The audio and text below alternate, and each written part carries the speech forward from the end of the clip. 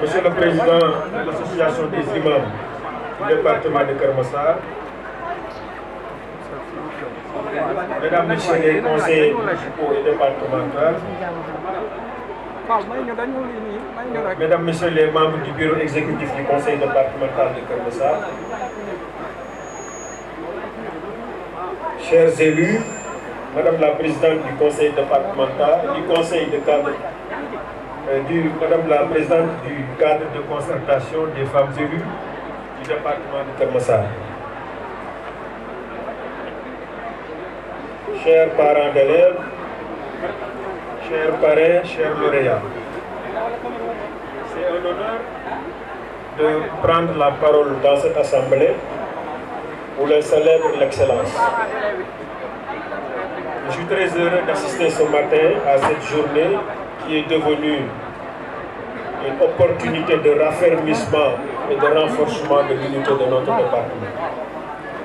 Je voudrais en cette heureuse occasion saluer et remercier vivement chacune et chacun de vous pour avoir rehaussé de votre présence cet événement. Mesdames, Messieurs, cette journée d'excellence a pour objectif de distinguer, d'honorer et de motiver nos brillants et talentueux élèves pour tous les efforts consentis. J'exprime mes vives félicitations à l'ensemble des lauréats de cette deuxième édition pour la qualité de leur travail et le modèle qu'ils incarnent pour tous les élèves en particulier et pour tous les jeunes en général.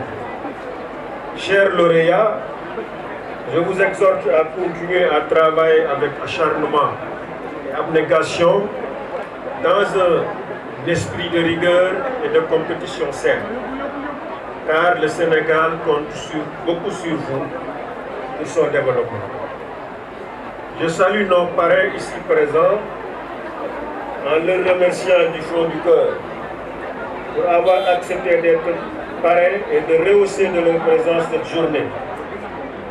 Il s'agit de notre parrain d'honneur, M. Moussa Lo, recteur de l'université numérique Cheikh Hamidou Kane, et de notre parrain honoraire, le professeur Abidou Dan.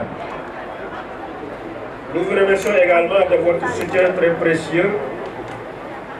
Nos remerciements vont également à l'endroit de tous nos partenaires qui n'ont ménagé aucun effort pour la réussite de cette journée. Je veux nommer le ministère de l'Enseignement supérieur, le ministère de l'Éducation, le préfet de Keur Massar, le sous-préfet de Yeumbeul,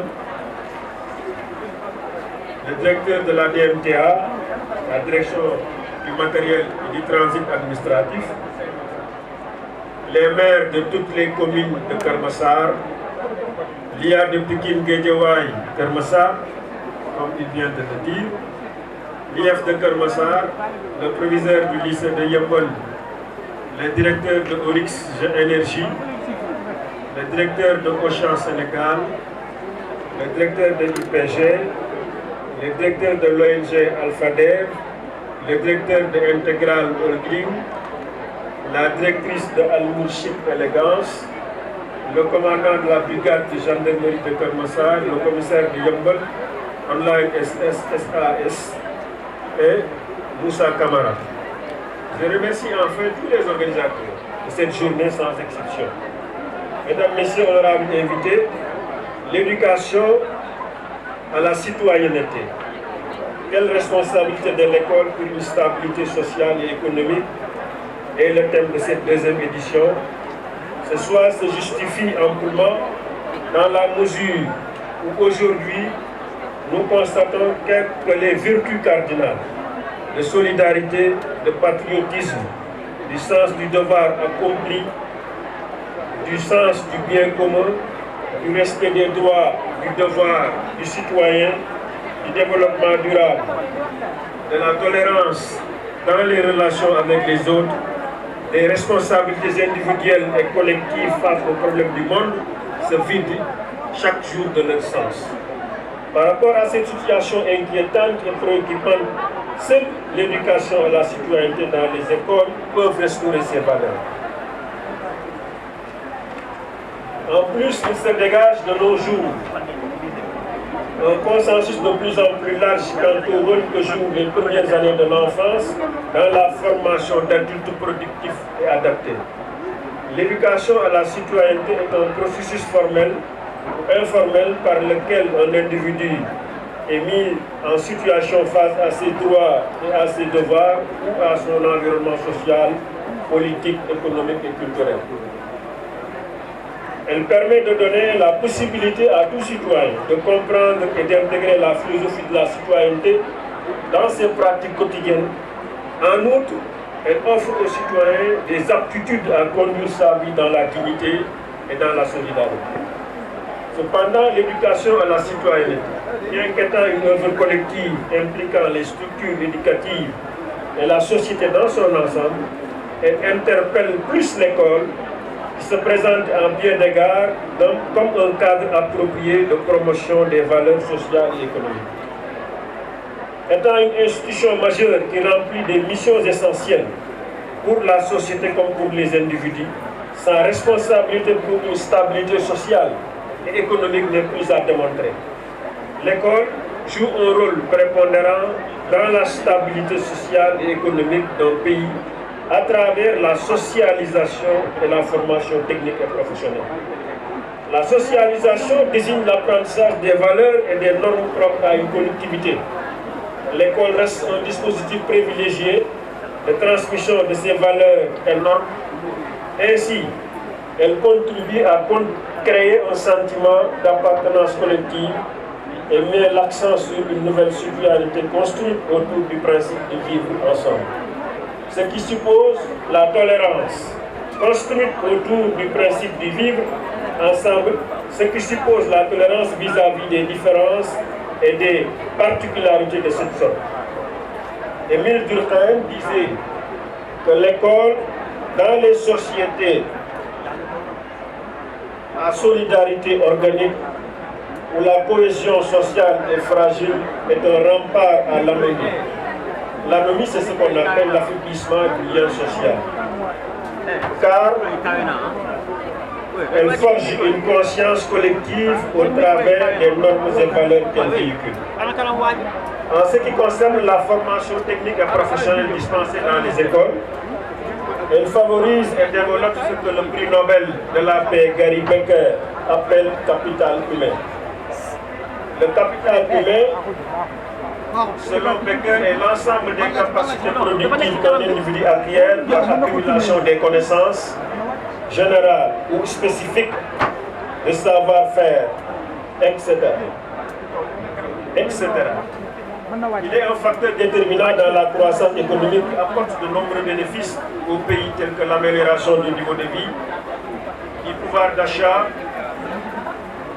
l'amélioration du niveau de vie et du pouvoir d'achat, l'augmentation de l'espérance de vie, une meilleure scolarisation et formation, une baisse de la pauvreté et du chômage, une stabilité politique, une baisse du risque lié au conflit entre autres.